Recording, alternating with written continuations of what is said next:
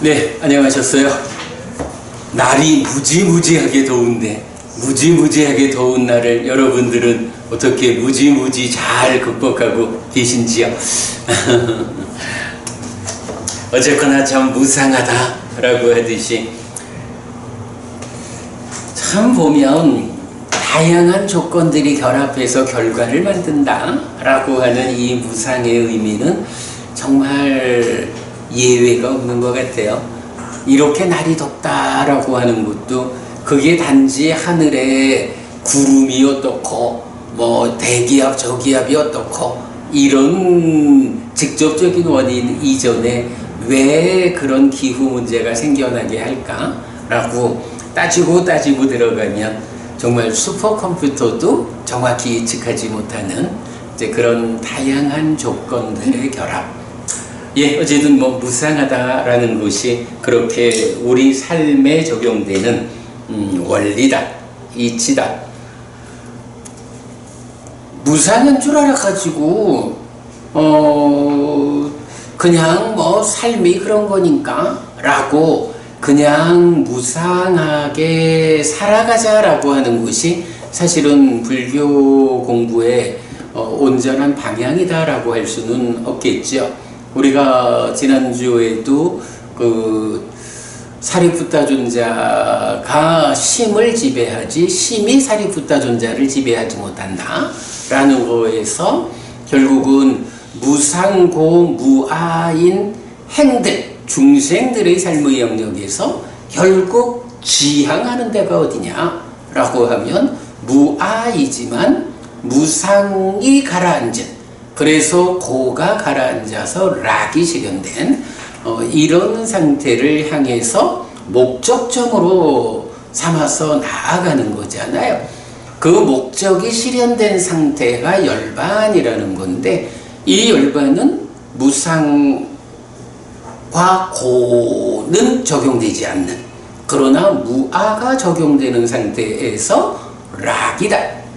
그런데 이제 이 열반을 상락아정이라고 잘못 말하는, 뭐 우리 대승열반경 같은 경우 직접 그렇게 말하고 있잖아요.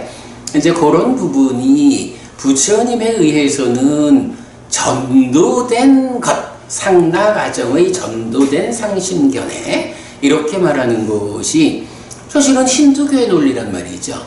근데 힌두교가 사실을 사실대로 보지 못하고 있다 라고 부처님이 지적하는데, 그 힌두교가 말하는 상락아정이라는 이 아뜨만의 특성을 열반의 사덕이다 라고 해서 말하는 부분이 참 잘못되어 있다. 그런데 그렇다고 해가지고 상락아정이라는 게 열반 아뜨만의 성질이니까, 그렇다면 무상고 무아라는 상태가 극복되어 가지고 무아 위에 락이라고 하는, 사실은 왜 아가 아니라 무아냐 라고 할 때 지배력을 갖는다, 권한을 갖는다 라고 하는 건데, 그 권한을 갖지 못하기 때문에 무아다 라고 하는 이런 설명에서 그 완성점이 내가 마음을 지배하지 마음이 나를 지배하지 않아, 이렇게 표현하는 거, 아트만으로의 접근 같은 문제가 있지 않느냐, 이렇게 이제 후대의 교재들이 설명하는 것 때문에 우리가 잘 이해하기 어려운, 그러나 후대의 교재들 배제하고 그냥 열반이라고 하는 지향적이라는 것은 행들이 가지는 무상고 무아라는 이 성질에서 무상고가 가라앉은 무아이지만 락이 실현된 그 지향적, 이제 이런 식으로 우리가 열반에 대해서 이해를 해야 하는, 무상이라고 하는 것이 중생으로의 우리가 살아가는 삶에 적용되는 그 원리지만, 그 무상이라는 것을 사실 그대로 알아야 한다라는 거하고, 그 무상하게 살아야 한다라는 거하고는 또 다른 거예요. 무상한 줄 알아가지고 그 무상을 가라앉힘으로써 열반을 실현하는, 완전한 행복을 실현하는 이런 지향점. 네, 그런 부분을 우리가 지난주에 좀 공부했는데, 어쨌든 뭐 요즘같이 이 더운 무상한 기후 문제에서도 뭐 아직은 우리가 중생으로의 삶을 벗어나지 못했으니까 무상한 것이 중생인 우리 삶에 적용되는 원리다 라고 사실 그대로 알아가지고 그 무상함을 무상한 대로 받아들여서 적절히 대응하는 이런 삶의 자세가 필요하겠다. 뭐 어떻게 시작을 하다가 열반 이야기를 하느라고 먼 길을 좀 갔다 왔는데요. 자, 오늘은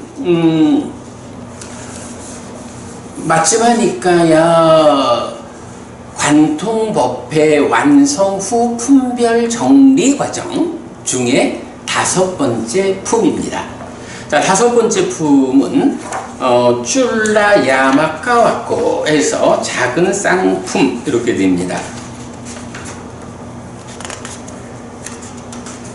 지난주에는 큰 쌍품에서 사실 이제 큰 쌍품은 대표적으로 36번 사자가 작은 경, 38번 가래 부서짐의 큰 경 두 개를 말할 수 있는데, 막상 우리가 공부를 해보니까 꼭 그렇게만 볼 건 또 아니었어요. 고신가 큰 경, 작은 경도, 또 소치는 사람 작은 경, 큰 경도 사실은 굉장히 중요한 점을 우리에게 알려줬고요. 사자가 작은 경에서도 무상무아라고 하는 부분, 왜 무아인가? 라는 부분 굉장히 중요했고, 뭐 가래 부서짐의 작은 경에서도 그 해탈에 대한 이야기, 뭐 이건 보면은 우리가 일상적으로 얼마나 많이 인용하느냐 하는 거하고, 또 인용은 많이 안 하더라도 그 자체의 경의 내용이 가지고 있는 중요도, 이건 또 좀 별개인 것 같아요. 자, 오늘은 우리가 이제 작은 쌍품 볼 텐데요. 뭐 이 작은 쌍품도 보면 대표적으로는 교리문답의 큰 경, 작은 경, 이 두 개가 알리라 부부님, 우리 이 그러니까 교리문답의 큰 경, 작은 경은 경 하나를 가지고 7주씩 공부를 했어요. 사실은 진짜 굉장히 중요하고, 이 두 개 경에서 설명하는 어떤 내용들이 우리가 삶의 메커니즘을 그려내는 데에 토대가 되는 이런 중요한 경들인데, 그렇다고 해서 또 이렇게 경들을 보면 그 두 개 경만 중요할까? 또 그렇지는 않아요. 여기 속해 있는 10개 경을 제가 이제 오늘 수업을 위해서 다 좀 번역도 좀 다듬어서 새로 하고 이래 하다 보면 정말로 중요하지 않은 경이 없어요. 하여간 해보자고요. 오늘은 되도록 좀 우리가 대의 위주로 짚어보고, 목요일 수업 요번에 제가 또 목요일날 서울을 좀 다녀와야 하는 일이 있어서 금요일날로 수업을 하고 미뤘는데요. 그때는 좀 해석 부분을 조금 더 들어가기로 하고, 오늘은 하여간 대의로서 10개 경을 쭉 좀 훑어보는 수업을 진행해 하도록 하겠습니다. 자, 우리 마지막이니까요. 요약 교재에서 53쪽입니다. 오 쫄라 야마카 왔고 작은 쌍품. 작은 쌍품은 마지막이니까요. 41번 살라의 주민들 경, 42번 외란자의 바라문들 경, 43번 교리문답의 큰 경, 44번 교리문답의 작은 경, 45번 법의 요거 번역 바꿨어요. 법의 획득의 작은 경이 아니고 법의 수용으로 바꿨어요. 법의 수용의 작은 경, 46번 법의 수용의 큰 경. 그리고 47번 관찰자경, 48번 꼬삼비경, 49번 범천의 조대경, 50번 마라건책경의 10개의 경으로 구성되어 있습니다. 자, 1번 살레이야가 수땅, 마지막이까야 40일 살라의 주민들 경인데요. 이 경은 기본적으로 10업에 대한 것, 그래서 10악업과 10선업 이야기를 하는데, 크게 보면 무엇 때문에 어떤 사람은 지옥을 가고 어떤 사람은 하늘에 태어납니까? 라고 말할 때 비법의 행위, 안정되지 못한 행위에 의해서 지옥을 가고 법의 행위, 안정된 행위에 의해서 하늘에 태어난다 라고 부처님이 답변하면 이제 그렇게 간략하게 말씀하셔가지고는 우리가 못 알아듣겠습니다. 좀 자세히 말씀해 주십시오 라고 하면 이제 부처님이 그렇다면 비법이고 안정되지 못한 행위란 무엇인가? 몸으로 하는 3가지, 말로 하는 4가지, 마음으로 하는 3가지, 10개의 불선업, 악업이 있다. 이런 10가지 악업을 짓는 자가 비법이고 안정되지 못한 행위를 하는 거여서 그런 행위를 통해서 지옥 간다. 그러나 몸으로 짓는 3가지, 말로 짓는 4가지, 마음으로 짓는 3가지 10개의 선업이 있어서 이 10선업이야말로 법의 행위고 안정된 행위여서 그것으로 인해서 하늘에 태어난다. 심지어는 하늘에 태어나는 것을 넘어서 번뇌들이 다 부서져 가지고 심에 딸 개에 딸 아라한된다 깨달아 윤회에서 벗어난다. 거기까지를 말해주고 있죠. 예, 살라의 주민들 경은 이렇게 10악업과 10선업을 정의해주고 있어요. 비법의 행위와 안정되지 못한 행위는 10악업인데 과도, 고도, 괴로움이어서 지옥으로 이끄는 힘이 있다.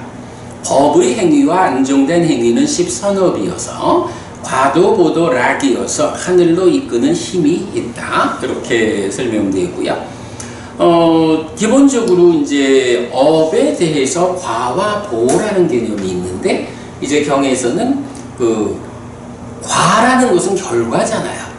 그러면 결과를 낳는 아기를 낳아야 아기라는 결과가 생기잖아.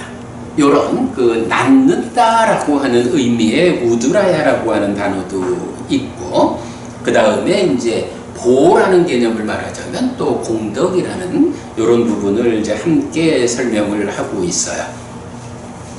자, 후 내용 보면 업, 과, 보, 나음, 공덕의 관계를 이해해야 합니다. 업에는 과와 보가 따른다는 것이 바른 견해인데, 과를 갖는 것이라는 개념으로의 우드라야, 나음과 락, 행복을 가져오는 것으로의 공덕, 분야입니다. 이때 고를 낳는 법은 14도와 10악업, 그리고 화 등 10가지 법이고, 락을 낳는 법은 10정도와 10선업, 그리고 화 없음 등 10가지 법입니다. 이런 교리적 토대 위에서 10업, 즉 10악업과 10선업의 비중을 알 수 있는데, 마지막 니까야 40일 살라의 주민경은 몸이 무너져 죽은 뒤 지옥으로 이끄는 10악업과 하늘로 이끄는 10선업에 대해 상세히 설명하고 10선업에 의한 하늘의 태어남을 설명합니다. 이래 했는데요. 아무래도 이 경은 내용의 본질이 뭐냐 하면 10악업과 10선업을 정의해 주는 거거든요. 여러분 제가 이렇게 계속 번역을 좀 다듬어 가지고 이렇게 인쇄를 하고 있는데 많이 인쇄를 못해서 여러분 드리지는 못했거든요. 그러니까 제가 그냥 쭉 읽어 드리는 걸로 대신하겠습니다.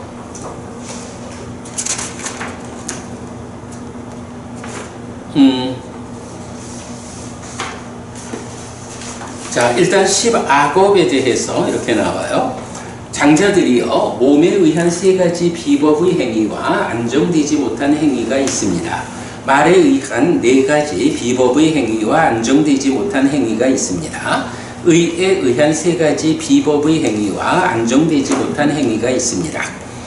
장자들이여, 어떻게 몸에 의한 세 가지 비법의 행위와 안정되지 못한 행위가 있습니까? 장자들이여, 여기 어떤 사람은 생명을 해치는 자입니다. 난폭하고 손에 피를 묻히고 해침과 죽임에 대해 열심이고 생명에 대해 연민하지 않습니다. 요게 살생이라고 하는 첫 번째 악업이죠. 다시 그는 주지 않는 것을 가지는 자입니다. 마을에 있거나 숲에 있는 주어지지 않은 남의 재산과 살림을 도둑처럼 가집니다. 투도라는 거고요. 다시 그는 음행에 대해 삿되게 행하는 자입니다. 어머니에 의해 보호되고 아버지에 의해 보호되고 부모에 의해 보호되고 형제에 의해 보호되고 자매에 의해 보호되고 친척에 의해 보호되고 가문에 의해 보호되고 법에 의해 보호되고 남편이 있고 심지어 꽃다발을 두른 여인들에 대해 행위를 저지릅니다. 장자들이여, 이렇게 몸에 의한 세 가지 비법의 행위와 안정되지 못한 행위가 있습니다. 꽃다발을 두른 여인이라는 것은 이제 그 결혼을 이제 시집까지 하고 증표를 내는 거죠. 그런 여인에게도 이렇게 되는 거고요. 장자들이요, 어떻게 말에 의한 네 가지 비법의 행위와 안정되지 못한 행위가 있습니까? 장자들이요, 여기 어떤 사람은 거짓을 말하는 자입니다. 의회나 모임이나 친척 가운데나 조합 가운데나 왕족 가운데 불려가 그 앞에서 여보시오, 그대가 아는 것을 말하시오 라고 질문을 받습니다. 그는 알지 못하는 것에 대해 나는 압니다 라고 말하고 아는 것에 대해 나는 알지 못합니다 라고 말합니다. 보지 못하는 것에 대해 나는 봅니다 라고 말하고 보는 것에 대해 나는 보지 못합니다 라고 말합니다. 이렇게 자신을 원인으로 하거나 남을 원인으로 하여 무언가 작은 보상을 얻는 것을 원인으로 알면서 거짓을 말합니다. 우리가 보통 망어라고 하면 거짓말 이렇게 말을 하지만 여기서 내용을 보면 거짓말 가운데서도 특히 위증하는 것을 직접 말하고 있죠. 재판정 같은 데 가가지고 증인으로 섰는데 아는 대로 보는 대로 말하지 않고 거꾸로 말하는 작은 이익을 위해서 요거 안 된다. 말하자면 거짓말 중에 제일 나쁜 거짓말 이래 되겠죠. 히디가 부부님, 우리 지난주에 그 거짓말 중에 제일 나쁜 거짓말을 출가자의 경우에 대해서 알아봤죠. 뭐였지? 그러니까 우리 빠라지까라 그래서 바라이제, 그러니까 출가자가 네 가지 바라이제를 저지르면 쫓겨나잖아. 그 중에 네 번째가 인간을 넘어선 법을 사칭하는 것, 이렇게 되죠. 그러니까 거짓말 가운데에 인간을 넘어선 법, 내가 이렇게 수행을 해가지고 높은 경지를 성취했거든, 이렇게 말하는 거. 그러면 자기는 탁발해 먹기가 쉽지. 그러나 그런 경우가 흔해지면 세상 사람들이 인간을 넘어선 법을 성취했다는데, 삼매를 성취했다 하고 성자가 되었다고 하는데 별거 아니네, 이래 돼버리면 불교 수행자 전체가 필수품을 조달받기 어려워지겠죠. 그래서 일단은 출가자에 대해서 거짓을 말하는 것 중에 가장 강한 인간을 넘어선 법을 사칭하는 것은 바라이제여서 쫓겨나는 거야. 근데 이제 그 말고 일반적인 경우로 거짓말이라는 것은 사실은 거짓말이 사실 아닌 걸 사실 아닌 걸 말하는 게 다 거짓말이야, 우리말로 치면. 그런데 이제 5계에서 말하는 망어, 불망어, 그리고 이렇게 10업에서 말하는 망어, 거짓이라는 것은 사실 아닌 것을 말하는 일반적인 경우보다는 어때요? 위증하는 것을 직접 말하고 있죠. 이런 부분 우리가 눈여겨보고요. 그러니까 이건 증인석에 가서 다 선서를 하고도 거짓을 말하는 위증을 참 위증을 하기도 하고 위증을 교사하기도 하고 이러는데 이게 사실은 가장 나쁜 말이다 라는 부분 알고 있고요. 다시 그는 험담하는 자입니다. 여기서 들은 뒤 저기서 말하여 이것들의 해체를 이끌고 저기서 들은 뒤 이들에게 말하여 이러한 해체로 이끕니다. 이렇게 화합을 깨거나 균열을 초래합니다. 분열을 좋아하고 분열을 꾀하고 분열을 즐기고 분열을 만드는 말을 합니다. 다시 그는 거친 말을 하는 자입니다. 거칠고 난폭하고 남에게 가혹하고 남을 모욕하고 주변 사람들의 분노하고 삼매로 이끌지 않는 그런 말을 합니다. 우리가 계를 말할 때도 보면 삼매로 이끄는 계를 말하죠. 말을 하는데도 거친 말, 악어라고 하는 거는 삼매로 이끌지 않는 그런 말이다. 이렇게 나오죠. 다시 그는 쓸모없고 허튼 말을 하는 자입니다. 적절하지 않은 때에 말하고 진실되지 않게 말하고 이익되지 않게 말하고 법에 맞지 않게 말하고 율에 맞지 않게 말합니다. 적절하지 않은 때에 근거 없고 무절제하고 이익되지 않는 말을 합니다. 장자들이여 이렇게 말에 의한 네 가지 비법의 행위와 안정되지 못한 행위가 있습니다. 장자들이여 어떻게 의에 의한 세 가지 비법의 행위와 안정되지 못한 행위가 있습니까? 장자들이여 여기 어떤 사람은 간탐하는 자입니다. 참으로 남의 것이 나의 것이 되기를 이라고 남의 재산과 살림을 간탐합니다. 다시 그는 거슬린 심을 가진 자입니다. 이 중생들이 죽임당하거나 살해되거나 전멸되거나 파괴되거나 존재하지 않게 되어라 라고 거친 의의 사유를 합니다. 다시 그는 삿된 견해를 가진 자입니다. 보시도 없고 제사도 없고 봉헌도 없다. 선행과 악행의 업들에게 과도 없고 보도 없다. 이 세상도 없고 저 세상도 없다. 어머니도 없고 아버지도 없다. 화생하는 중생은 없다. 세상에는 이 세상과 저 세상을 스스로 실답게 한 뒤에 실현하여 선언하는 바른 길에 들어서서 바르게 실천하는 사문바라문들이 없다 라고 거꾸로 보는 자입니다. 장자들이여 이렇게 의에 의한 세 가지 비법의 행위와 안정되지 못한 행위가 있습니다. 장자들이여 이런 비법의 행위와 안정되지 못한 행위를 원인으로 이렇게 여기 어떤 중생들은 몸이 무너져 죽은 뒤에 상실과 비탄의 상태, 비참한 존재, 벌받는 상태, 지옥에 태어납니다. 해서 몸으로 세 가지, 말로 네 가지, 마음으로 세 가지 10악업이 정의가 되는 거예요. 경의 뒷부분에서는 이제 10선업이 완전히 그대로 반대의 의미로 나타나죠. 그거 다시 읽어드리지 않기로 하고요.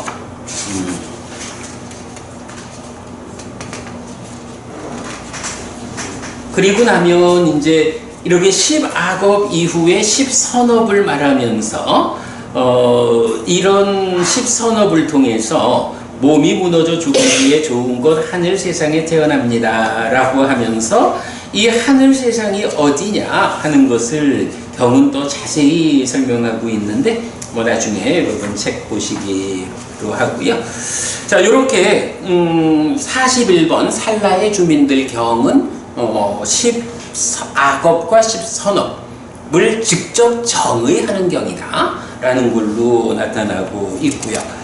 그런가 하면 이제 42번 외란자의 바라문들 경 있는데요.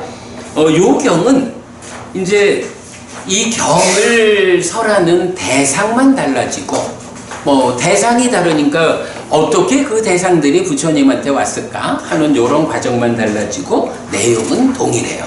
그러니까 42번은 그대로 넘어가도록 하겠습니다. 자, 그 다음에 이제 43번 경입니다. 드디어 문제의 교리문답의 큰 경입니다.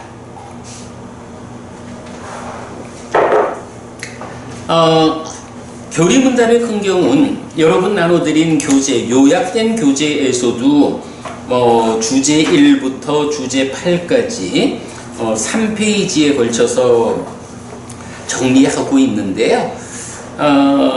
이 부분은 제가 경을 쭉 좀 읽어가면서 여러분들 나눠드린 교재의 어떤 부분이다 하고 짚어가도록 하겠습니다. 자, 43번 교리문답의 큰경입니다.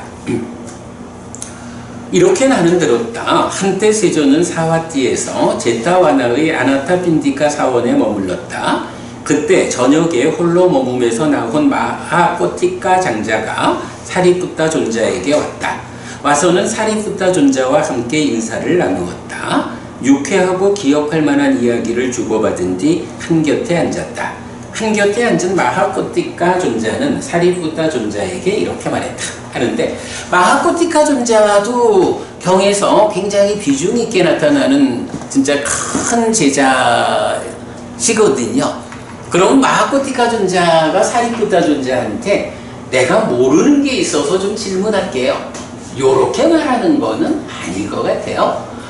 전체적으로 교리문답의 큰경은 마하코티카 존자가 요거 뭐라 하지? 뭐 어떤 그 대화할 때 이렇게 그 대화를 이끌어가는 사람이 있잖아. 주제를 쭉 이끌어가면 거기에 대해서 대답을 하면서 이렇게 운영이 되죠.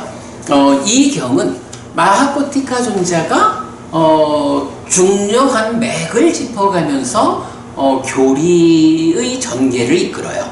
그러면 거기에 사리푸타 존자가 대답하는 이런 형식으로 되어 있거든요. 자, 먼저 마하코티카 존자가 사리푸타 존자에게 이렇게 말해요. 도반이요, 지혜롭지 못한 자, 지혜롭지 못한 자라고 불립니다.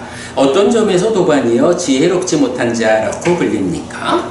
꿰뚫어 알지 못한다, 꿰뚫어 알지 못한다라고 해서 도반이요, 지혜롭지 못한 자라고 불립니다.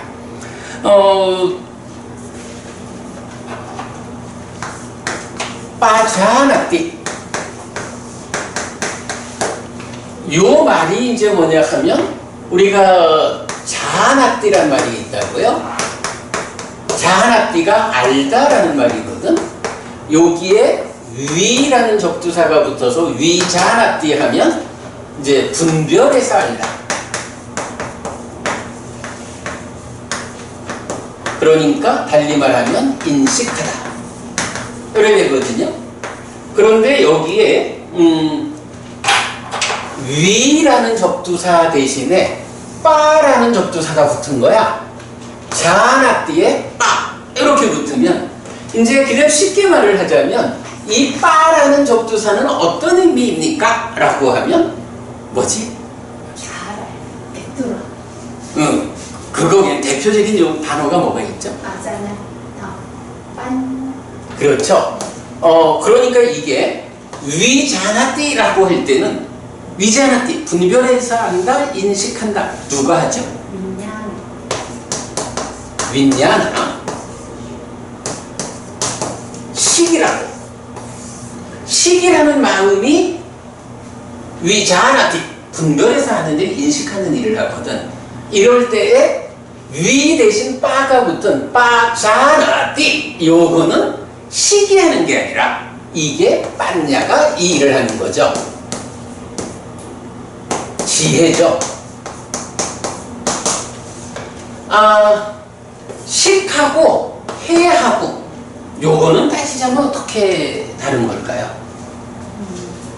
해는 닦아야 하는 거지. 우리 경에 있는 표현 말고, 경에 있는 표현 말고 우리가 심의 식이라고 하는 마음이 있고, 또 믿음, 정진, 사띠, 삼매, 지혜라고 하는 5가지 기능, 힘이 있잖아. 요거하고 요 관계를 어떻게 보면 되죠? 기능은 좀 마음의 알통. 그래, 이제 그 얘기죠. 심이라고도 의라고도 식이라고도 하는 요게 마음이라고. 요 마음이라는 걸 이제 표현하자면 팔이야. 내 팔이 있어가지고 뭔가 일을 한다고. 요게 심이라고도 의라고도 식이라도 하는 마음이야. 그런데 히데가 부모님, 갓 낳은 아이도 팔이 있죠. 갓 낳은 아이도 식이라는 마음이 있어서 자기대로 분별해 알겠지. 뭐 시간이 조금 지나면 엄마도 분별해 알고, 아빠도 분별해 알고, 할머니도 분별해 한단 말이야. 애들도 그저 입에 쓴 거 갖다 주면은 분별해가지고 안 먹잖아. 그죠? 애들도 분별을 해.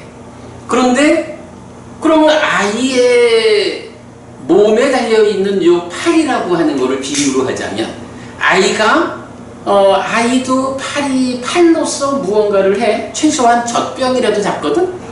그런데 이 아이가 무언가 좀 무게가 나가는 거 들으라면 못 들잖아. 팔이 있는데 왜 못 들까? 힘이 없어, 그지? 그러면 이 팔이 아이가 우유를 먹으면서 엄마 젖을 먹으면서 성장해 가잖아. 성장해 가면서 힘이 생기잖아.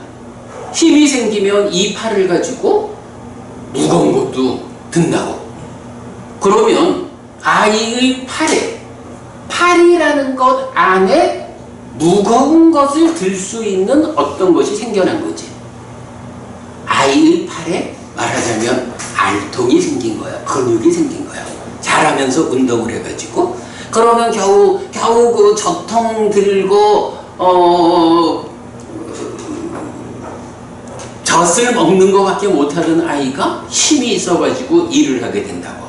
그러면 이제 그 팔 안에 알통이라고 하는 근육이 생겨난 거야. 그러면 요 팔 속에 들어있는 알통이라는 거, 요 근육이라는 거는 팔이에요? 아니에요? 팔과는 다른 건가? 이게 생각하면 팔에 속한 거지. 그러니까 팔이라고 말하는 게 이런 팔 안에 알통을 담고 있는 거야. 그런데 어떤 팔은 알통이 있는 팔도 있고 어떤 팔은 알통이 없는 팔도 있잖아.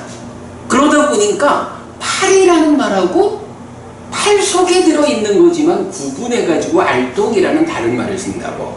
그래서 알통이 있는 팔은 힘이 있고 알통이 없는 팔은 힘이 없는 거야. 이런 차이가 있죠.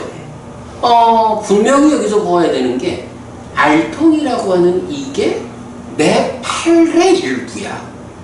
그런데도 불구하고 이 알통이 있을 수도 있고 없을 수도 있어. 또 있다 해도 요만큼 있을 수도 있고 이만큼 있을 수도 있어. 이 차이가에 따라서 힘이 달라지잖아. 요렇게 팔과 알통의 관계, 이건 우리 분명히 이해할 수 있는 거잖아. 식이라고 하는 이 마음이 방금의 비유로 보면 이게 팔이야. 인식하는 거야. 분별해서 하는 일을 하는 거야. 어린아이도 이걸 한다고.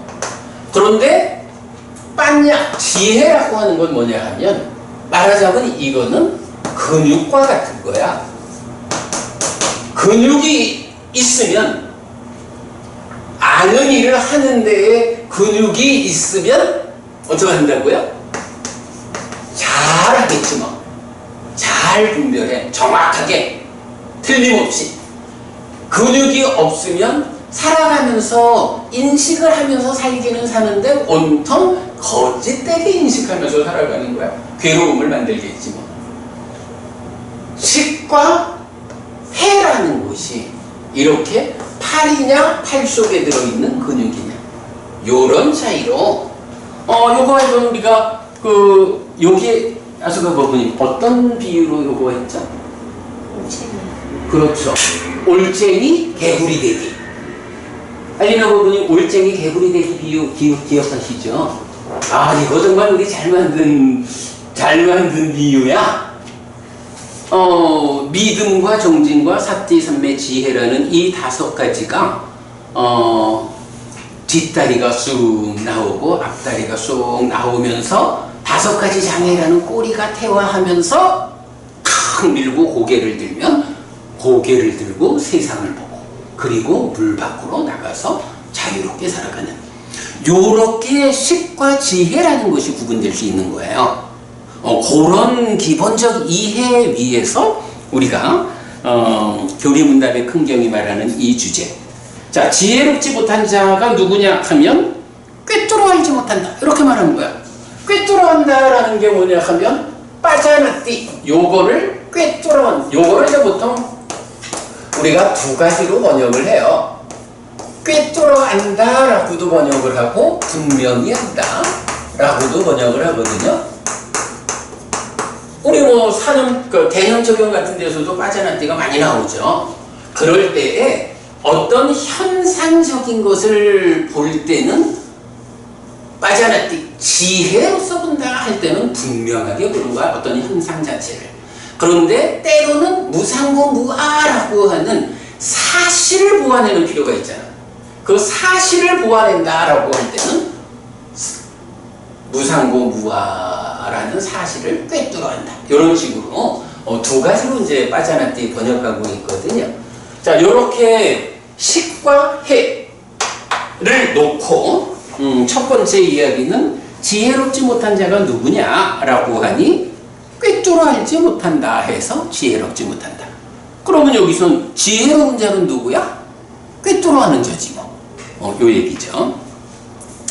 무엇을 꿰뚫어 알지 못합니까? 이것이 고다라고 꿰뚫어 알지 못하고, 이것이 고의 자라남이다 라고 꿰뚫어 알지 못하고, 이것이 고의 소멸이다라고 꿰뚫어 알지 못하고, 이것이 고의 소멸로 이끄는 실천이다라고 꿰뚫어 알지 못합니다.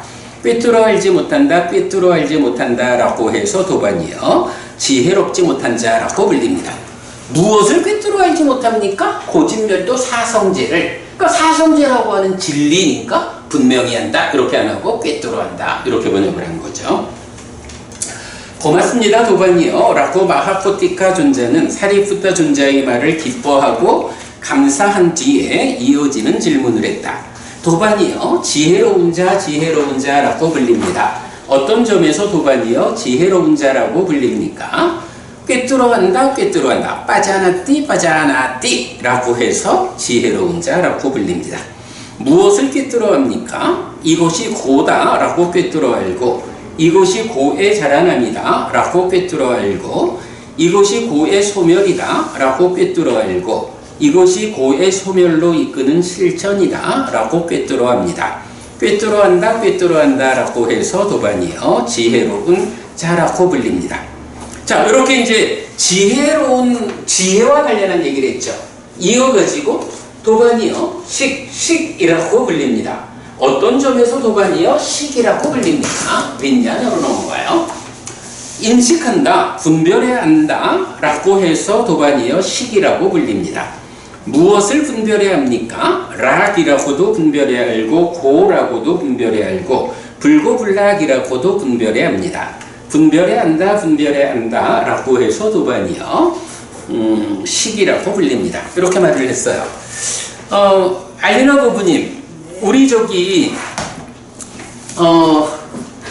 이 독성집에서 이제 그 삼켜버림경 나오거든요.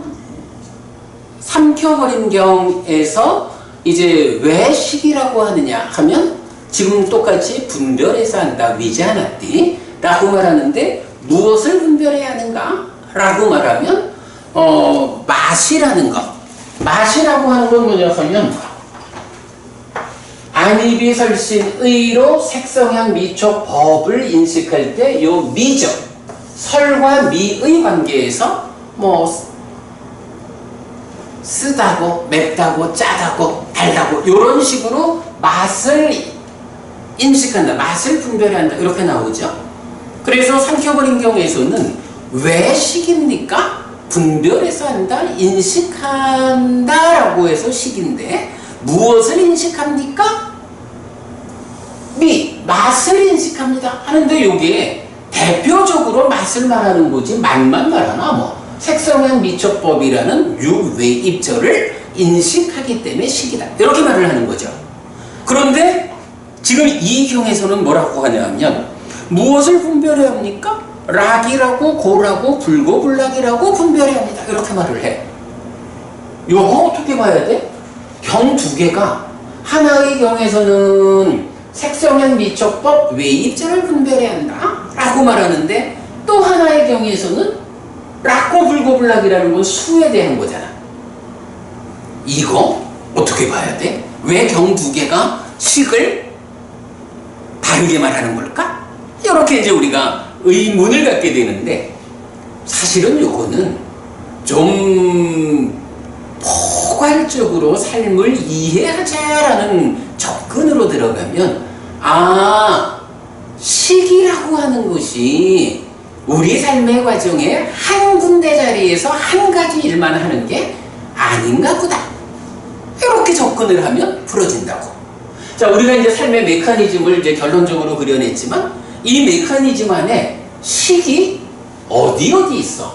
식이라는 게 여기도 활성 존재, 식과 명색이 서로 접근되는 여기도 있고, 안입이 설신의 안에 안식, 이식, 비식, 설식, 신식, 의식이라는 식도 있고, 이러한 안과 색을 연해서 안식, 이식, 비식, 소세, 신식, 의식이라는 6가지 식도 있고, 이게 또 지나가면 식이 머문다는 것도 있고, 머물고 늘어난 연기된 식이라는 것도 있고.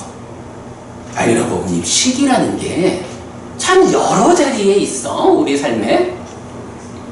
사실은요, 식이 이렇게 삶의 과정의 여러 자리에서 나타난다. 경을 보면서 경이 어떤 이야기를 할 때, 이 경에서 설명하는 식이 삶의 과정의 어느 자리에서 설명하고 있느냐, 이걸 보아내는 것은 무지하게 중요해요. 그런데 이제 뭐 대개의 경우로 보면 식이라고 하는 것을 이렇게 삶의 과정의 여러 곳에서 식이라는 용어로서 설명되는 이 부분에 잘 접근이 안 되는 거야. 우리가 오직 경에 의해서 경을 공부한다. 그야말로 잘 모르겠는 거, 주석서에서 이렇게 말하고 있어? 라고 그러다가 보지 않고, 모르겠는데 이건 무슨 말일까? 저쪽 경에서 이렇게 말하더라 라고 경으로 경을 꿰는 이 공부 방법에 의해서 정리를 해보면 이렇게 삶의 메커니즘이 그려지면서 식이 여러 자리에 있다고. 자, 그 중에 지금 인식한다 라고 하는 요 말로 쓰이는 거는 결국 인식의 자리에서 찾아야 되죠. 그러면 인식의 자리에서는 여기 내입처를 구성하는 식과 내입처가 외입처를 인식해서 생겨나는 식 두 개가 있는 거죠. 그런데 삼켜버린 경은 식이 왜 식입니까? 라고 하니까 외입처를 분별해 안다, 인식한다 라고 해서 식이다. 그 결과로 식을 새끼치고 수가 뒤따른다, 이렇게 설명하거든. 그런데 지금 이 경에서는 식이 무엇을 분별합니까? 하니까 내입처가 외입처를 분별해서 알고 경험하는 이 두 가지 결과를 놓고 이 두 번째 결과인 수를 락고 불고 불락의 수를 생겨난 식, 요거 우리가 새끼 쳐진 식 또는 출산된 식 이렇게 표현을 하죠. 요 식이 요 수를 인식하는 요 과정으로 설명을 하는 거죠. 그래서 우리가 1차 인식, 2차 인식 이런 표현을 하고 있죠.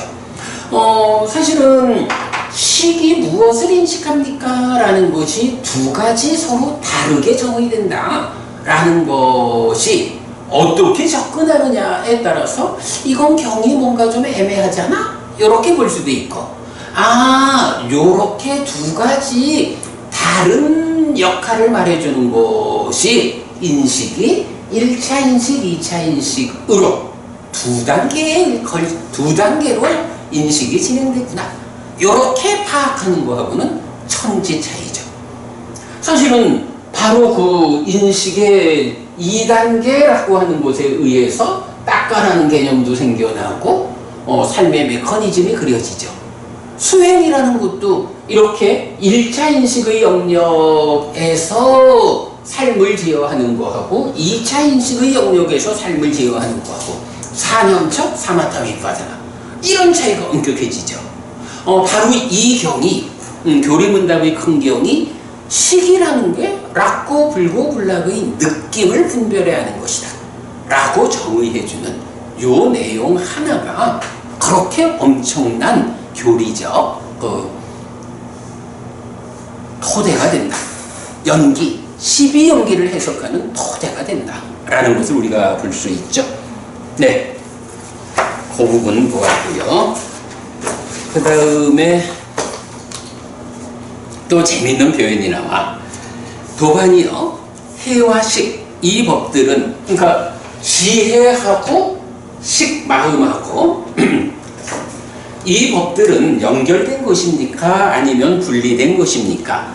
이 법들을 구별하고 구별하여 차이점을 선언하는 것이 가능합니까? 도반이요, 해와 식, 이 법들은 연결된 것이고 분리된 것이 아닙니다. 이 법들을 구별하고 구별하여 차이점을 선언하는 것은 가능하지 않습니다. 참으로 도반이요, 꿰뚫어 안 것을 분별해 알고 분별해 안 것을 꿰뚫어 합니다. 그래서 이 법들은 연결된 것이고 분리된 것이 아닙니다. 이 법들을 구별하고 구별하여 차이점을 선언하는 것은 가능하지 않습니다. 요거 이제 무슨 얘기죠? 요게 지혜와 식이라는 것이 어떤 거라고? 식은 활 자체고 지혜는 그 안에서 구성하는 알통이란 말이야. 그러면 요 두 개가 연결된 거요, 분리된 거요? 요 얘기. 만약에 알통이 팔 바깥쪽에 있다. 팔 바깥쪽에 있는 알통이 힘을 쓰나? 아니라고. 그러니까 알통은 팔 안에 있는 거요. 요거 연결되어 있는 거요, 팔 안에서. 분리된 거 아니요. 요런 의미죠. 그러면 이 두 개를 구별하고 구별하여 차이점을 선언할 수 있습니까? 아니까? 그렇지 않습니다. 이거는 연결된, 사실은 하나로 있는데 그 중에 일부를 구분해서 말하는 거기 때문에 그렇게 떼어서 차이점을 말할 수 없습니다. 이렇게 말하고 있죠. 자, 그 다음에 도반이요, 해와 식, 연결된 것이고 분리된 것이 아닌 이 법들에게 어떤 차이점이 있습니까? 도반이요, 해와 식, 연결된 것이고 분리된 것이 아닌 이 법들 가운데 해는 닦아야 하는 것이고 식은 완전히 알아야 하는 것입니다. 이것이 그것들의 차이점입니다. 요거 아까 말한 거죠. 해를 닦아야 한다라는 건 무슨 의미야? 아까도 우리가 어린애가 힘을 못 쓰는데 커가면서 알통이 생기면서 힘을 쓰는데 알통도 사람마다 다른 거야. 얼마 전에 등산 가다 보니까 아마 보디빌딩 선수인가봐. 진짜 이런 사람이 지나가더라. 와, 멋있습니다. 네, 이랬거든. 진짜 이러더라고. 알통이란 게 그런 거지 뭐. 근데 이 알통이 이래 되는 거는 이게 그냥 이렇게 되나? 아니라고. 운동을 해가지고, 그죠? 잘 그 운동을 통해서 다듬어야 되잖아. 그러니까 알통이라는 것은 운동을 통해 가지고 잘 다듬어야 생겨나고 커지는 거야. 요걸 말하는 게 뭐야? 닦는다, 이렇게 표현하는 거죠. 그런데 식이라는 건 완전히 알아야 한다라는 건 뭐야? 이 팔이라는 게 그냥 어린애 팔로 있어가지고는 별 의미가 없단 말이야. 그냥 뭐 살아는 갈 수 있겠지만 힘 있는 삶을 못 살잖아. 그러니까 알통을 닦아가지고 알통이 커지는 만큼 어떻게? 팔 자체가 힘세지는 거잖아. 지혜를 닦아가지고 힘세게 만드는 만큼 식이 분별해야 하는 일, 식이 인식하는 일이 어떻게? 무상고 무아부정이라고 하는 사실 그대로 인식하게 되는 거죠. 그래서 해는 닦아야 하는 것이고 식은 완전히 알아야 하는 것이다. 지혜와 더불어. 그렇게 말하는 거죠. 여기서 보면 결국 그러면 식이라는 게 요 두 자리에 있는데 지혜는 그럼 어디 있는 거야? 지혜는 여기에도 지혜가 있겠죠? 그죠? 그리고 여기에도 지혜가 있겠죠? 네, 지혜는 이렇게 두 자리에 서 있는 거야. 그래서 1차 인식을 하는 데서도 잘 분별하려면 지혜가 필요해. 2차 인식을 하는 데서도 잘 분별하려면 지혜가 필요해. 이렇게 말해지는 거겠죠. 사실은 이제 경은 뭐 요 자리를 중심으로 말하니까 요쪽에서 작용하는 거는 지혜보다 사띠가 아니냐 이렇게 볼 수도 있는데 뭐 사띠도 기본적으로 여기서 작용을 하죠. 그러나 사띠라는 것이 작용한다라는 것은 그대로 지혜가 함께 작용하는 이렇게 보면 되겠죠. 자, 그래서 지혜가 여기서 있다라는 거고요. 자, 그 다음에 도반이요 수라고 불립니다. 어떤 점에서 도반이요 수라고 불립니까? 경험한다라고 해서 도반이요 수라고 불립니다.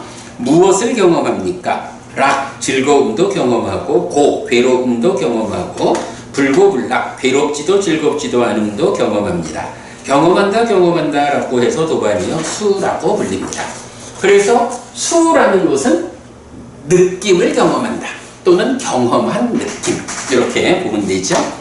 자, 그 다음에 도반이요 상이라고 불립니다. 어떤 점에서 도반이요 상이라고 불립니까? 상 어디 있어요? 여기 있죠? 지금 보니까 식, 지혜, 수, 그리고 상. 요건 뭐야? 2차 인식을 힘없이 어린아이 팔로 진행할 때는 식과 수와 상이면 되죠. 여기에 힘 있는 팔로 진행하자라고 하면 지혜가 닦아져서 함께 해야 되죠. 이렇게 순서대로 지금 나오고 있어요. 그러니까 경이 쭉 순서대로 말하는 거하고 우리가 이렇게 그림을 그려가지고 표현하는 게 일치하고 있다. 이게 중요한 거죠. 자, 그래서 왜 상이라고 불리느냐 하니까 함께 안다라고 해서 도반이요 상이라고 불립니다. 여기서는 이제 우리가 기본적으로 인식은 두 개의 공동 주관과 하나의 객관 이렇게 말하죠. 안이비설신의라고 하는 삶의 골격을 구성하는 주관과 그 삶의 질을 결정하는 욕탐이라는 공동주관 1차 인식이죠. 2차 인식에 오면 어때요? 새끼 젖은 식이 삶의 골격으로의 공동주관, 수가 객관, 그리고 상이 인식의 질을 결정하는 공동주관 이렇게 나오는 거죠. 예. 그래서 이제 요 상이 산자나띠인데 여기 보면 자나띠에 위자나띠, 빠자나띠 그랬죠. 상은 뭐냐 하면 산자나띠거든. 자나띠 아는데 어떻게? 상 해서 사라고 하는 적두사인데 이 사라는 것은 셀프, 스스로 또는 위드, 함께 이런 의미인데 여기서는 위드, 함께라는 의미가 적용된 거죠. 이게 함께 안다라고 하는 이 해석을 어떻게 하게 되나요? 바로 식이 수를 인식하는데 상이 공동주관으로 함께 인식한다. 요 개념이죠. 요 개념이 그동안 해석되지 않았던 얘기예요. 그래서 상을 보통 인식이다, 지각이다 이런 식으로 번역하고 있는데 그러다 보니까 심지어는 안으로 색을 인식해서 안식이 생겨나는 것은 여기서 생겨나는 안식은 색에 대해서 분별해야 하는 게 아니에요. 단지 눈앞에 무언가 있다라는 알아챔이에요. 그게 수를 거쳐서 상해까지 와야 비로소 내가 본 게 무엇이야. 단지 있다는 알아챔을 넘어서서 내 앞에 있는 게 이거요? 라고 하는 것이다.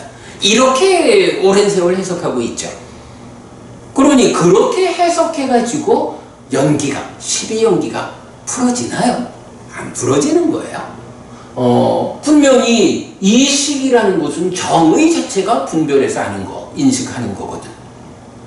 경이 정의해주는 그대로의 의미를 적용하면 답이 나오는 거죠. 그래서 상은 산자나띠, 함께 안다. 이렇게. 그러면 자나띠라고 하는 알다라는 하나의 동사에서 위자나띠, 식이 있고, 산자나띠, 상이 있고, 빠자나띠, 해가 있고, 이런 관계를 볼 수가 있죠. 요거는 굉장히 중요한 거죠. 자, 함께 한다고 해서 상이라고 불립니다. 무엇을 함께 합니까? 파란색을 함께 알기도 하고, 노란색을 함께 알기도 하고, 빨간색을 함께 알기도 하고, 하얀색을 함께 알기도 합니다. 도반이요. 함께 한다고 해서 상이라고 합니다. 자, 여기서는 수가부모님 색을 가지고 파란색, 노란색, 빨간색, 하얀색 이렇게 말했거든. 요건 무슨 의미지? 아까 식은 여기서 뭐 짠맛, 매운맛 이런 식으로 말했거든. 여기선 술을 말했고, 그러면 여기서 상에서 지금 파란색, 노란색, 빨간색, 하얀색을 함께 한다. 뭐죠? 어떤 안경을 썼는지. 그렇죠. 안경에 이디가 부부님 언제부터 안경 썼나 몰라. 나는 저기 29인가 30인가 처음 안경 썼거든. 저 2005년. 응? 2005년. 에게 나는 88년인가 9년부터 썼어. 그런데 그때는 있잖아요. 안경에 우리가 안경집에 가서 안경을 맞추면 파란색, 보통 파란색 위주로 살짝 색이 있었어. 그러면 사실은 파란색이 살짝 들어간 안경을 쓰고 세상을 본다는 거는 내가 히지크 부부님을 똑바로 못 보는 거야. 파란색이 더해져서 보는 거지. 요런 의미로 보면 딱 맞아요. 그러면 여기서 이렇게 보면 어떨까? 파란색을 상이라고 생각하고, 노란색을 락이라고 생각하고, 빨간색을 아라고 생각하고, 하얀색을 정이라고 생각하면 상락아정이라고 하는 전도된 상, 상락아정이라는 전도된 상이라는 게 뭐냐 하면 공동주관이 되어가지고 느낌을 인식하는데, 상락아정이라는 상이라는 것이 함께 가가지고 즐거운 느낌이 항상 한 거요 라고 잘못 아는 거 무명, 이렇게 되죠. 락이라고 하는 게 들어가가지고 이거 무상, 그러니까 상락아라는 게 이제 약간 존재에 대한 왜곡이니까, 요런 상락아라고 하는 함께하는 존재성에서의 왜곡된 상이 참여를 하면 무명이 생기죠. 거기에 정이라고 하는 것은 2차적으로 탐과진을 만드는 요런 우리가 이제 메커니즘을 해석하고 있죠. 상이라는 거, 꼭 숫자가 4개가 나왔다라는 거를 딱 맞출 필요는 없겠지만 하여간 4가지 색으로 함께 한다라는 게 일단 눈에 띄어요. 상락아정이라는 전도된 상으로 함께 하는 거. 이렇게 보면 2차 인식의 자리에 공동주관인 상, 요게 되죠. 네. 도반이요, 수와 상과 식, 이 법들은 연결된 것입니까? 아니면 분리된 것입니까? 요거 좀 전에 해와 식이라는 거 연결됐습니까? 분리됐습니까? 이럴 때 알통이라고 하는 게 분리되어 있을 수 없죠. 이렇게 이제 해석했잖아. 근데 여기서는 지금 식과 수와 상이라는 3가지. 요거 분리된 것입니까? 연결된 것입니까? 이 법들을 구별하여 차이점을 선언하는 것이 가능합니까? 그렇게 물어요. 근데 이거는 당연히 식이나 수나 상이라는 게 사실은 2개의 공동주관과 하나의 객관으로 함께 만나가지고 뭐라는 거야? 2차 인식을 하는 거죠. 여기서는 이게 하나의 연결된 개념이다. 연결된 개념으로 함께 있다. 이렇게 봐야 되지, 이거를 따로 떼어놓고 말할 수 없다. 이런 답을 하죠. 수와 상과 식, 이 법들은 연결된 것이고 분리된 것이 아닙니다. 이 법들을 구별하여 차이점을 선언하는 것은 가능하지 않습니다. 참으로 도반이여 경험한 것을 함께 알고 함께한 것을 분별해야 합니다. 그래서 이 법들은 연결된 것이고 분리된 것이 아닙니다. 이 법들을 구별하여 차이점을 선언하는 것은 가능하지 않습니다. 이렇게 나와. 그러면 여기서 그래 이제 우리가 중요하게 봐야 하는 게, 1차 인식에는 내입처와 외입처와 욕탐이라고 하는 두 개의 공동주관과 하나의 객관, 요 세 가지가 사실은 묶여서 분리될 수 없는 거야. 그 중에 식이라는 거는 지혜가 있다면 묶여 있어서 분리되지 않는 거야. 이런 거 말하죠.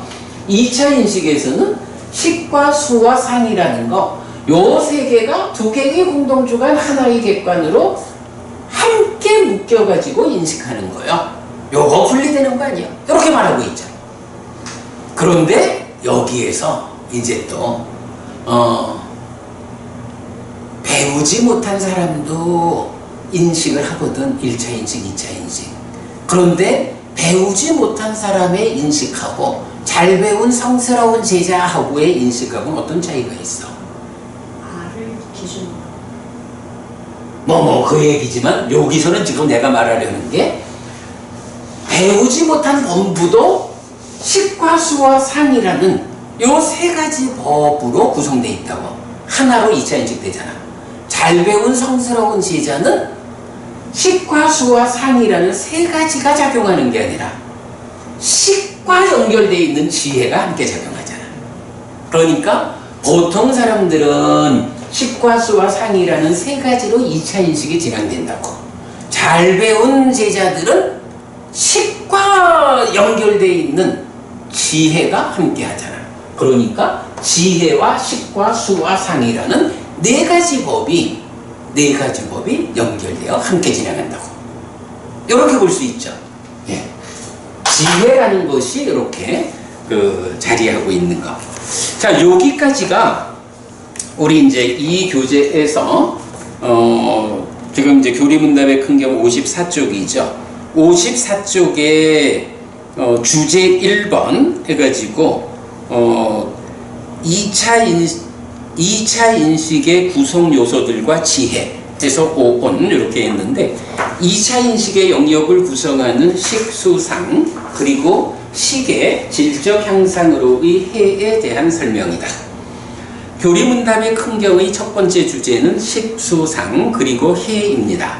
해와 식이 연결된 것이고 구별하여 차이를 설명할 수 없지만 닦아야 하고 완전히 알아야 하는 것으로의 차별을 말합니다. 한편 식은 수와 상이 함께하는 인식 과정을 진행하는데 수상식 역시 연결된 것이고 구별하여 차이를 설명할 수 없지만 인식 과정의 진행 순서에 의한 차별을 알려줍니다. 그런데 여기서 설명되는 식의 인식 과정은 오온 가운데 식의 정의와 차이가 있습니다. 인식의 대상이 외입처가 아니라 수라고 설명되는 것입니다. 하지만 이것은 교리적 충돌이 아닙니다. 오히려 삶에서 인식작용이 두 번 진행된다는 점을 알려주기 때문입니다. 이렇게 설명하고 있죠.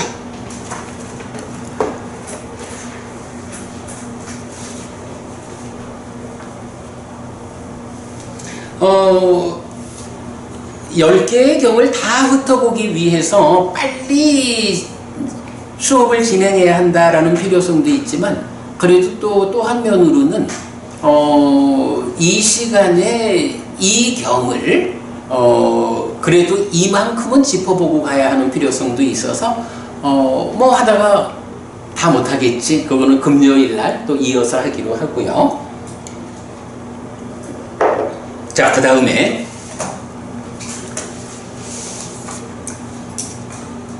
이렇게 이제 2차 인식에 대한 이야기가 끝나고 나면 참으로 도반이요 5가지 기능이 청정해서 풀려났을 때 의식에 의해 무엇이 이끌립니까? 도반이요 5가지 기능이 청정해서 풀려났을 때 의식에 의해 무한한 공간이라는 공무변처가 이끌리고 무한한 식이라는 식무변처가 이끌리고 아무것도 없다라는 무소유처가 이끌립니다. 이렇게 말을 해요. 여기에서 보면 이제 식이라, 지금 우리가 이제 식과 해를 같이 보았잖아요. 식이라는 것은 몇 가지가 있죠? 식은? 그렇죠. 안식, 이식, 비식, 설식, 신식, 의식에 6가지가 있다고. 여기도 마찬가지죠. 그런데 지금 여기서는 5가지 기능이 청정해서 풀려났을 때 이런 표현을 써요. 5가지 기능은 어떤 게 있나요? 응? 5가지 기능. 오늘도 우리가 보았지만 믿음, 정진, 사티, 삼매, 지혜도 있죠. 그런데 또 다른 5가지 기능은 안근, 이근, 비근, 설근, 신근 요것도 있죠. 그래서 지금 여기에서 보면 5가지 기능이 청정해서 풀려났을 때 이렇게 말을 해요. 요 안근, 이근, 비근, 설근, 신근이라는 게 하는 역할이 뭐죠? 사실은요, 우리가 안으로 색을 인식한다라고 할 때 이 안이라는 것이 10 더하기 근이다 라고 해서 색에 대한 정보를 일단 빛으로 받아들이는 거겠지. 색에 대한 정보니까 이 색에 대한 정보를 안근, 몸에 속한 눈이라는 기능이 있잖아. 요게 눈동자 요거만을 말하진 않아요. 눈동자로 빛을 받아들이면 그게 뇌로 신경을 통해서 전달되잖아. 그래가지고 몸이 받아들인 색에 대한 정보를 식에 전달해가지고 식이 몸이 전달해준 정보를 분별하는 일을 식이 한다고. 이렇게 되잖아. 그래서 근이라고 하는 안근, 이근, 비근, 설근, 신근이라는 것은 그 역할이 무엇이냐? 색성향, 미촉이라고 하는 이 5가지 물질 영역에 대해서 정보를 받아들여 가지고 이 정보를 식에다가 전달해 준다고. 그러면 전달받은 식이 그것을 분별해야 한다고.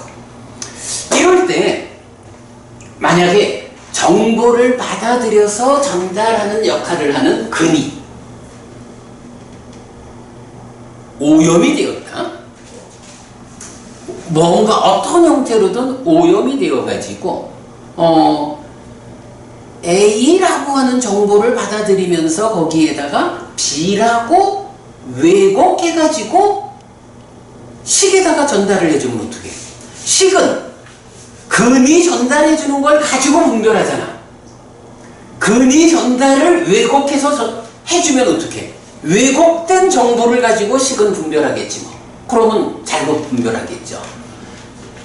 근이 왜곡된 정보를 주면 식이 잘못 분별을 하면 생겨나는 식이 외입처에 대한 바른 알무로 생겨날 수 없겠지. 요런 거. 그래서 알리나 부부님, 요 근이라고 하는 개념을 놓고 근과 관련해서는 대표적으로 나오는 게 뭐지? 수행의 관점? 근과 관련해서 어떤 게 있지? 긴장의 단수. 그죠? 근이라고 하는 말을 이제 우리말로 보면 기능이라고 하잖아? 그래서 기능을 단속한다라고 표현을 해. 그래서 기능을 단속하면 기능들을 그러니까 기능들에서 문을 보호한다. 이런 표현으로 해가지고 안으로 색을 보면서 니미타를 붙잡지 말고 뒤따르는 것은 찌따서 니미타를 붙잡지 말고 이런 식으로 말하자면 안으로 색을 보면서 라는 것이 인식을 하는데 그 인식을 잘하기 위한 방법으로 아스카 부부님 인식을 잘하려면 근이 정보를 받아주고 분별하는 일을 직접 하는 건 식이잖아. 그러면 인식을 잘하기 위해서는 그러니까 기능, 근을 단속한다 이렇게 말하지 않고 식을 단속해야 된다 이렇게 말을 해야 되지 않을까 싶거든. 그런데 경은 어디서도 그렇게 말하지 않잖아. 기능을 단속한다, 근을 단속한다 하거든. 왜 그런 거야? 바로 이제 그보다 바로 좀 전에 내가 한 얘기.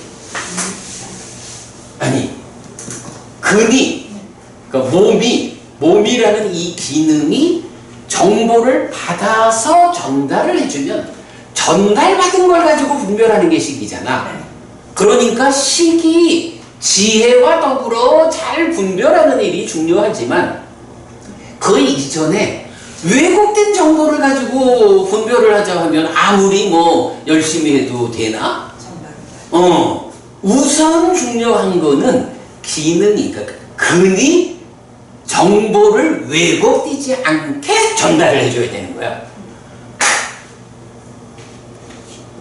안과 색, 그러니까 안으로 색을 인식해서 안식이 생기는데 이때 왜곡되지 않은 안식이 생겨나려면 안근이 잘 단속되어 가지고 니미타를 붙잡지 않아 가지고 잘 그래 욕탐에 의한 니미타 바로 공동주관인 욕탐에 의해서 왜곡되게 받아들이지 않는 그죠? 왜곡되게 받아들이지 않아서 외입자에 대한 정보를 있는 그대로 사실 그대로 받아들여 가지고 식한테 전달을 해줘야 이제 왜곡되지 않은 분별이 되잖아. 인식이 되잖아. 바로 그것 때문에 기능의 단속이라고 말하지 식의 단속이라고 말하지 않는 거죠. 요렇게 보면 요 자리 처가 식당하게 근이다. 이게 저는 뭐 빼놓을 수가 없는 중요한 거고 그럴 때 근이라는 것이 어떤 역할을 하는가 하는 의미를 명확히 할 수가 있죠. 하여간 근이 잘 전달받아 가지고 식의 전달을 정보를 잘 받아들여 가지고 식의 전달을 잘 해줘야 돼. 그래야 식이 올바르게 인식을 할 수 있어. 그래서 그 부분이 우리가 요 얘기를 사실 처음 하는 건 아닌데 그래서 저는 그 기능의 단속에서는 항상 욕탐을 단속하는 거라고. 그렇죠. 그렇죠. 바로 그거죠. 욕탐이 그 일을 하니까.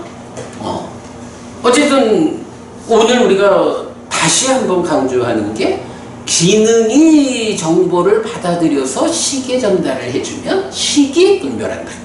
그래서 전달되는 상태가 좋아야 정확해요. 왜곡되지 않아야 식이 올바로 인식한다. 그래서 근을 기능을 단속한다. 기능들에서 문을 보고한다. 이런 표현을 통해 가지고 정보를 잘 받아들여서 전달해라. 이 부분을 말하고 있는 거죠. 예. 자, 그러면 이제 그 경에서는 뭐라고 하냐 하면 5가지 기능이 청정해서 풀려났을 때 이렇게 말을 했거든. 안근 내지 신근이 청정해서 풀려났다. 청정하다라고 하는 거 이거는 이제 그만큼 그래 욕탐이 싣고 오는 탐진치의 영향을 줄여가지고 청정해졌다 이거죠. 풀려났다라는 건 또 말할 게 없지 뭐. 탐진치의 영향이 줄어들어서 청정해지니까 탐진치로부터 풀려난 거죠. 물론 여기서 탐진치로부터 풀려나려면 선행하는 과정이 해결되는 게 그러니까 사명처, 사마타, 밑바사나 이래야 되는 과정이죠. 수행이 그런 거죠.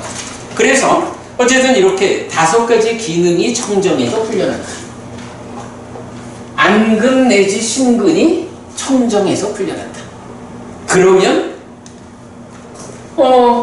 안근이 청정하면 안식은 당연히 청정한 안근에 의해서 정확한 정보가 전달되니까 안식은 인식하는 데에 분별에 아는 데에 문제가 없어.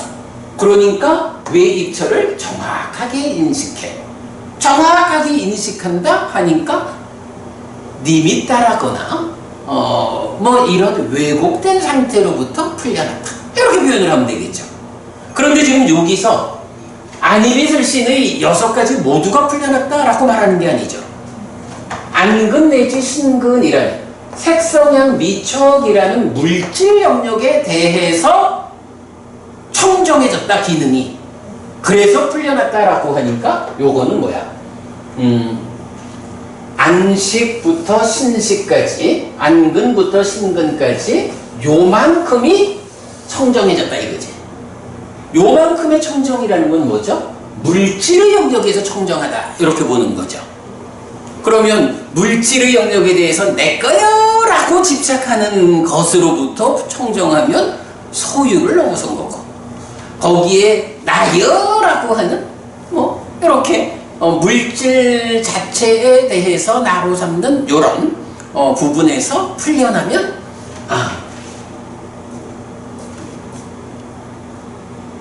물질의 영역에서 풀려났다 이렇게 되죠. 그럼 물질의 영역에서 풀려나도 아직까지 남아있는 건 뭔가요? 법이라고 하는 하나가 남아있죠.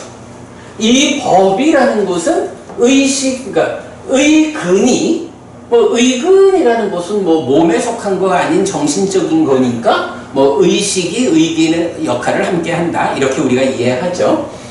의근이 법에 대한 정보를 받아들여서 의식이 분별하는 거죠.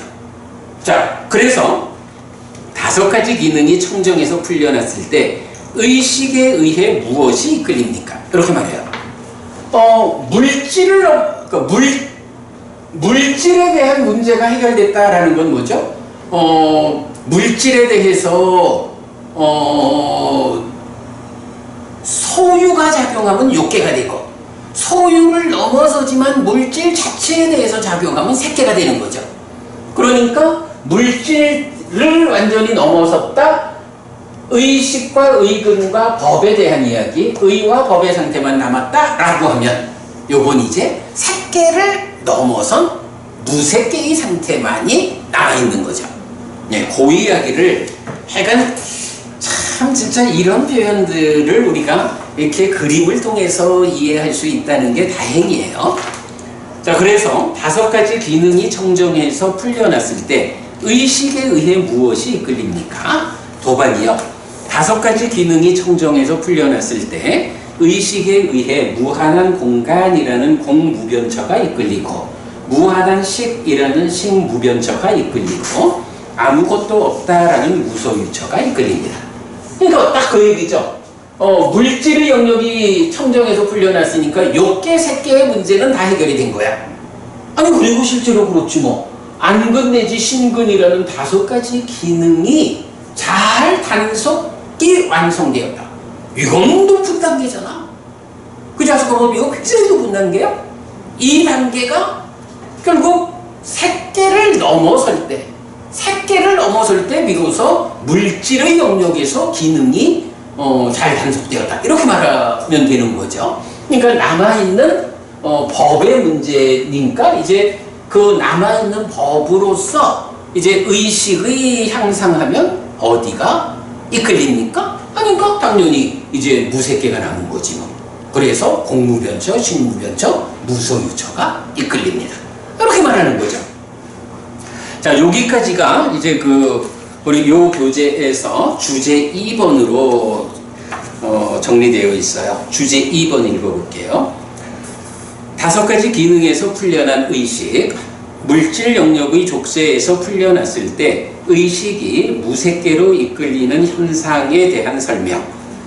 이 경의 2번째 주제는 물질 영역의 족쇄에서 풀려났을 때 의식이 무색계로 이끌리는 현상에 대한 설명입니다. 안식 내지 신식이 풀려나서 의식이 청정한가? 아니면 안근 내지 신근의 청정으로 안식 내지 신식은 풀려났지만 의식은 아직 청정하지 못한가의 관점에서 살펴야 하는데 후자이고, 의식의 청정을 위한 무색계의 과정으로 이끌리는 것을 설명합니다. 요 얘기 뭐냐 하면 이제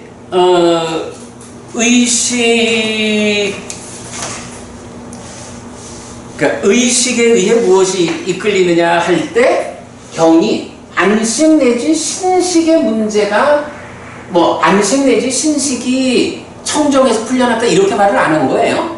기능으로 안근 내지 신근이 청정해서 풀려났다.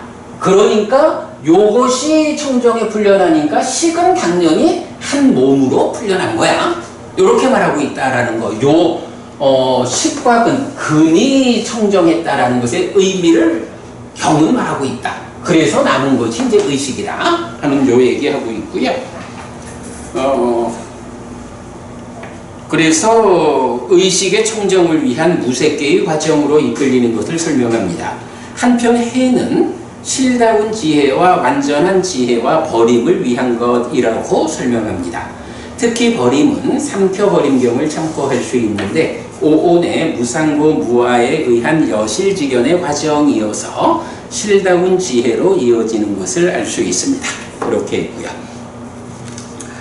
자, 그 다음에 조금 더 가보면 그러면 도반이요 이끌리는 법, 그러니까 공무변처, 식무변처, 무서유처가 이끌리는데 이런 이끌리는 법을 무엇으로 꿰뚫어 합니까? 참으로 도반이요 이끌리는 법을 해안 지혜의 눈으로 꿰뚫어 합니다. 라고 해서 빤야 짝후 지혜의 눈 해안이란 말이 나와요. 요 이제 보면 합성경에서 보면 세 가지 눈을 말하는데 망사 짝후 해서 유관 육체적인 눈을 말하고 천안 뒷바 짝후 천안에서 하늘 눈을 말하고 그 다음에 빤야 짝후 해서 지혜의 눈을 말하는 그런 세 가지 눈이 있어요. 그러면 도반이요 해는 무엇을 위한 것입니까? 참으로 도반이요 해는 실다운 지혜와 완전한 지혜와 버림을 위한 것입니다. 자, 여기에서 우리 조금 더 볼까요? 자나띠가 위자나띠 윈자나 그리고 빤야 빠자나띠 이렇게 나오잖아요. 요럴 때 이 빠자나띠 지혜라고 하는 게 하여간 꿰뚫어 하는 거란 말이야. 사실 그대로 하는 거거든. 그러면 빠자나띠 지혜라고 하는 거, 그러니까 빠자나띠 꿰뚫어 알다 그거 하는 게 빤야 지혜란 말이지. 그러면 이 지혜라고 하는 거는 꿰뚫어 하는 거예요. 사실 그대로 하는 능력이야. 알통이란 말이야. 근데 아까도 우리가 말했지만 저도 요새 운동을 하면 알통이 자꾸 나왔거든요. 근데 얼마 전에 산에 가서 본 그 사람의 알통하고는 견줄 수가 없어. 알통이라는 게 사실은 얼마만큼 닦았느냐에 따라서 차이가 있다고. 그래서 이 지혜라고 하는 것이 이제 얼마만큼 알통의 크기가 완성되느냐 요거를 말하는데 이제 대표적으로 두 단계로 말을 하는 거예요. 자, 빤야에다가 뭐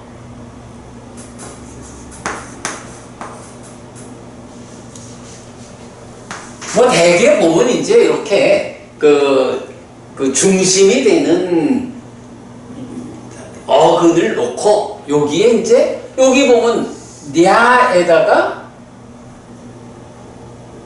빠가 붙었잖아.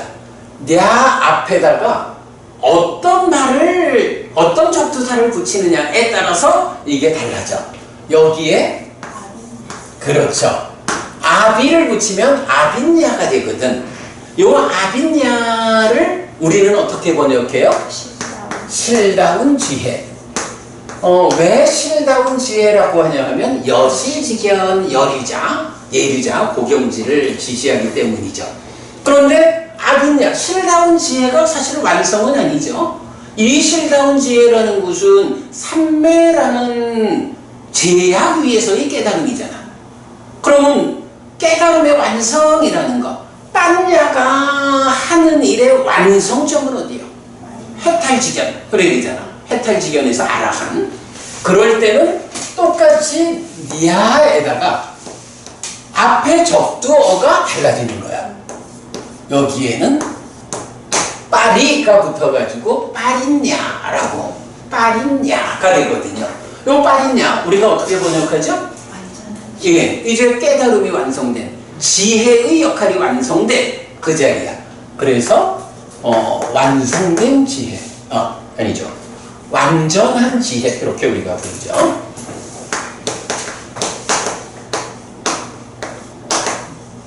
사실 이제 초불련에서 보면 최상의 지혜, 철저한 지혜 이렇게 이제 번역하고 있죠. 뭐 우리랑 번역이 좀 다른데 구분해가지고 의미를 알아야겠어요. 자, 이럴 때에 이 실다운 지혜의 경지가 어디냐라고 하면 여실직연이고 이 여실직연은 사념처의 완성 자리고 그래서 예류자가 되는 거죠. 사띠의 완성. 그리고 빠리냐, 완전한 지혜는 해탈직역이 되고 사마타 윗바사나 수행의 완성이고 그래서 아라한이 된 거죠. 요렇게 빠냐, 지혜라고 하는 것이 알통의 크기가 얼마만큼 늘어나가지고 완성되느냐 하는 거에 따라서 4년 초의 완성으로 예리자가 되는 여실지견, 여기까지 가면 아빈냐, 실다운 지혜고, 사마타 윗바사나의 완성으로 아라한이 되는 해탈지견, 요렇게 완성되면 완전한 지혜 아니냐, 이렇게 된다 라고 하는 거. 그래서 이제 경은하여간 지혜는 무엇을 위한 것입니까? 실다운 지혜와 완전한 지혜를 위한 것입니다. 그러면서 한 가지 더 하는 게 버림을 위한 것입니다. 버림이라는 개념은 우리가 이제 독성집에서도 나오지만 수행과 버림은, 수행한다는 것, 닦는다, 삶을 향상으로 한다라는 게 사실은 삶의 부정적 요소를 버리는 거예요. 그 과정이에요. 이렇게 나오죠. 그래서 이 지혜라는 것은 알통의 크기에 따라서 아빈냐, 실다운 지혜와 빠빈냐, 완전한 지혜로서 완성되는데, 이 과정이 결국은 무엇입니까? 부정적 요소, 번뇌도 있고 탐진치도 있고 뭐 다양한 부정적 요소를 버려내는 거죠. 네. 지혜라는 것의 의미를 이렇게 이해를 하면 되겠습니다. 자, 여기까지가 이제 주제 3번까지 공부를 했고요. 우리가 사실은 이 43번 교리문답의 큰 경을 통해서 8가지의 주제를 정리하고 있지만, 제가 볼 때는 가장 중요한 주제를 오늘 다시 한번 공부를 했어요. 진도를 못 나가는 거야 중요하지 않다고 생각합니다. 오늘 우리가 이 부분을 본 것이 결국은 삶의 메커니즘의 중심되는 부분에 공부를 했고, 특히 빠냐라고 하는 것, 그러니까 자나띠라고 하는 알다라는 동사가 식에 의한 위자나띠, 지혜, 그러니까 상에 의한 산자나띠, 지혜에 의한 빠자나띠, 그리고 아비자나띠, 빠리자나띠가 나오죠. 그리고 그럴 때 지혜가 성숙하는 것이 아비자나띠, 빠리자나띠에 의해서 부정적 요소를 버리는 이 부분에 대해서 우리가 오늘 다시 정리를 했는데, 아마도 불교 공부 중에 가장 중요한 자리라고 공감하죠? 네, 이렇게 오늘 저 공부 마무리하도록 하겠고요. 이건 이번 주에는 이제 금요일 수업에서 뒷부분 경들에 대한 공부 이어서 하도록 하겠습니다. 자, 이렇게 오늘 수업 마치죠?